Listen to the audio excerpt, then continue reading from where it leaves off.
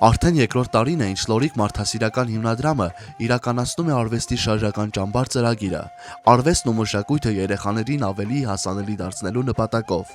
Այս տարի ճամբարը եղավ Վարդենիսում, Եղեգնաձորում, Արենիում, Ջերմուկում եւ այդ համայնքների բազմաթիվ գյուղերում։ Քանի որ այդ համայնքների գյուղերում հաճախ չկան արվեստի մշտական խմբակներ, մեր նպատակն է երեխաներին հնարավորություն տալ հաղորդակից լինելու արվեստին, բացահայտելու իրենց կարողություններն ու ստեղծագործելու։ Այս տարի ճամբարին մասնակցել է շուրջ 1500 երեխա, որոնք ծրագրի ընթացքում ուսումնասիրել են ազգային երգն ու պարը, խաչկարագործությունը, կարպետագործությունը, թաղիկագործությունը եւ հայկական մշակույթի այլ դրսևորումներ։ Լորիկ մարդասիրական հիմնադրամը հավատարիմ է իր առաքելությանը՝ արվեստի լույսը հասանելի դարձնելու Հայաստանի ամենահեռավոր անկյուններում։ Մենք հավատում ենք, որ յուրաքանչյուր երեխայի ստեղծագործական աճն ու ձեռք բերած նոր հմտությունները